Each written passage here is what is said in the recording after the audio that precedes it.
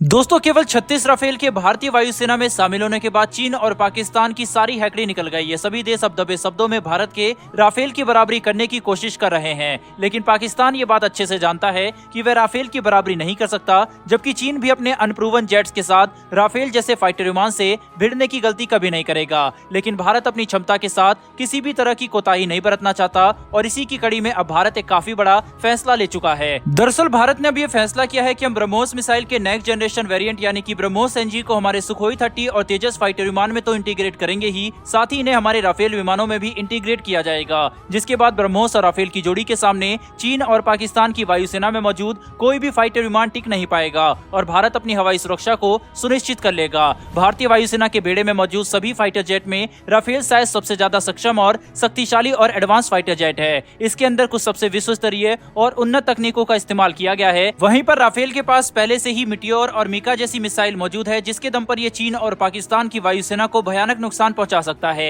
ऐसे में ब्रह्मोस जैसी मिसाइल से लैस होने के बाद राफेल को रोकना लगभग नामुमकिन हो जाएगा। कुछ समय पहले ही ये खबर निकलकर सामने आई थी कि ब्रह्मोस का हल्का और एडवांस वर्जन यानी कि ब्रह्मोस एनजी इस साल के अंत तक ट्रायल के लिए तैयार हो जाएगा, जिसके बाद इसे साल 2024 तक भारतीय वायुसेना अपनी सेवा में शामिल कर लेगी। ऐसे में राफेल के साथ अगर इसे इंटीग्रेट कर दिया जाता है तो ये न कि केवल भारत को सुरक्षा प्रदान कर सकता है, बल्कि ऐसा करने से भारत ये भी साबित कर देगा कि ब्रह्मोस मिसाइल को दूसरे अंतर्राष्ट्रीय प्लेटफॉर्म और फाइटर जेट में भी इंटीग्रेट किया जा सकता है, जिससे इसका एक्सपोर्ट पोटेंशियल काफी हद तक बढ़ जाएगा। दोस्तों एक्सपोर्ट की बात की जाए तो ब्रह्मोस एनजी रक्षा निर्यात के क्षेत्र में भी एक काफी अच्छा हथियार बनकर सामने आ रहा है, क्योंकि ब्राजील ब्रह्मोस एनजी मिसाइल को अपने ग्रिपन फाइटर जेट में इंटीग्रेट करना चाहता है। इसके अलावा ग्रीस अपने राफेल विमानों में भी इन मिसाइलों को इंटीग्रेट करना चाहता है। कुल मिलाकर देखा जाए तो ब्राजील और ग्रीस के अलावा कई और ऐसे देश हैं जो कि अपने फाइटर विमान में भारत की ये ब्रह्मोस एनजी मिसाइल लगे हुए देखना चाहेंगे, क्योंकि ब्रह्मोस एनजी कितनी खतरनाक है और युद्ध के समय ये किस हद तक नुकसान कर सकती है इस बात से पूरी दुनिया वाकिफ है। इसीलिए ये बात अभी से ही साफ है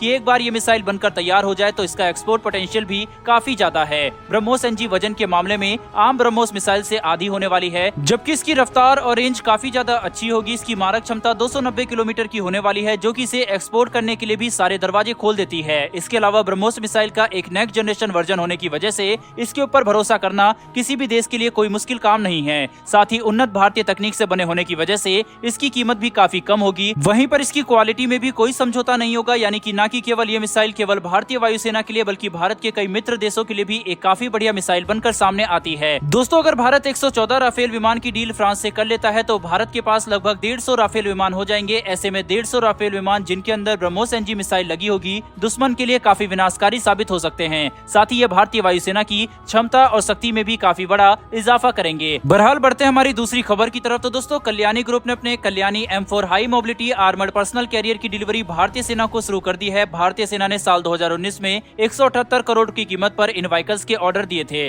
अब आखिरकार इनकी डिलीवरी शुरू कर दी गई है। ये भारतीय सेना की ऑपरेशनल कैपेबिलिटी में एक काफी बड़ा इजाफा लाएंगे। साथ ही माइन प्रोटेक्टेड व्हीकल होने की वजह से इसके अंदर बैठे भारतीय सैनिकों को कई किलोग्राम के IED, लैंड माइन और बॉम्ब ब्लास्ट से भी सुरक्षा प्रदान की जा सकेगी, जिसकी वजह से हमारे सैनिक अब ऐसे खतरनाक इलाकों में भी काम कर सकेंगे जहां पर एक्सप्लोजिव का खतरा काफी ज्यादा होता है। कल्याणी M4 अधिकतर 140 किलोमीटर प्रति घंटे की रफ्तार से चलने में सक्षम होगी। दोस्तों कल्याणी M4 अधिकतम 140 किलोमीटर प्रति घंटे की रफ्तार से चलने में सक्षम है। साथ ही ये सिंगल फुल टैंक के साथ 800 किलोमीटर की दूरी तय कर सकता है, यानी कि इसके अंदर बैठे जवानों को न कि केवल विश्व स्तरीय सुरक्षा प्रदान की जा रही है, बल्कि कल्याणी M4 के सैनिक लंबी दूरी तक कार्रवाई करने में भी सक्षम होंगे, जिसकी वजह से युद्ध क्षेत्र में इसका इस्तेमाल काफी बड़े पैमाने पर किया जा सकता है। दोस्तों साल 2019 में साइन की गई 178 करोड़ रुपए की ये डील एक छोटा आंकड़ा जरूर है, लेकिन अगर इस डिलीवरी के बाद भारतीय सेना इसकी क्षमता और परफॉर्मेंस से पूरी तरह संतुष्ट होती है तो इसका विचार किया जाएगा, यानी कि भारतीय सेना के बेड़े में कल्याणी M4 की संख्या को